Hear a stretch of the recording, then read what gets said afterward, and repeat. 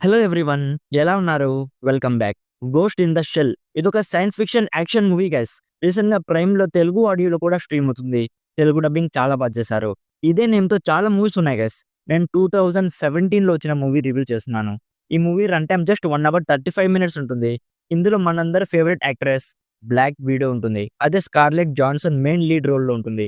సింపుల్‌గా ప్లాట్ ఏంటంటే, ఈ మూవీ స్టోరీ మన ఫ్యూచర్‌లో జరుగుతుంది గైస్. ఒక టెర్రరిస్ట్ అటాక్‌లో ఒక ఫ్యామిలీ మొత్తం పోతారు. బట్ అందులో ఒక అమ్మాయి మాత్రమే బ్రతికుంటుంది.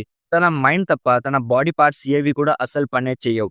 సో ఒక కంపెనీ ఉంటుంది గైస్. వాళ్ళు తన మైండ్‌ని ఒక రోబో లాంటి ఒక షెల్‌కి తగిలిస్తారు. సో నెక్స్ట్ స్టోరీలో ఏం జరిగింది అనేది బేసిక్‌గా ఈ మూవీ ప్లాట్. ఇప్పుడు నాకెలా అనిపించిందంటే, నాకైతే పెద్దగా ఏం నచ్చలేదు మామ. ఎందుకో డీటెయిల్‌గా చెప్తా.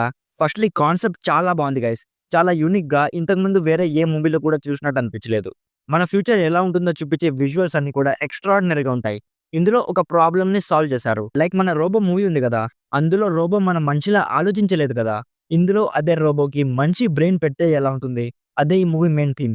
ఈ థీమ్‌కి ఇచ్చిన రీజనింగ్ కూడా చాలా బావుంటుంది. అండ్ ఈ కాన్సెప్ట్ కూడా వినడానికి చాలా డిఫరెంట్‌గా అనిపిస్తుంది.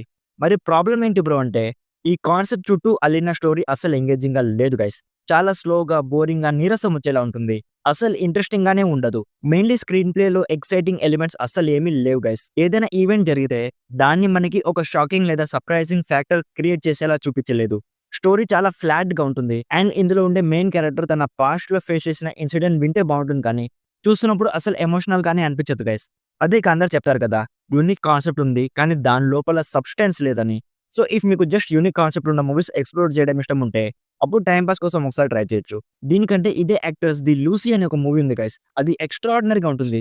దీని బదులు అది చూడండి. మైండ్ బ్లోయింగ్ అనిపిస్తుంది. ఇందులో యాక్టర్స్ పెర్ఫార్మన్సెస్ చాలా బాగున్నాయి. మ్యూజిక్ అండ్ ప్రొడక్షన్ వాల్యూస్ మాత్రం చాలా బాగున్నాయి. ఓవరాల్‌గా నా సైడ్ నుంచి recommended 40% as a good concept but failed execution. So ఇది guys 'ghost in the shell' movie review.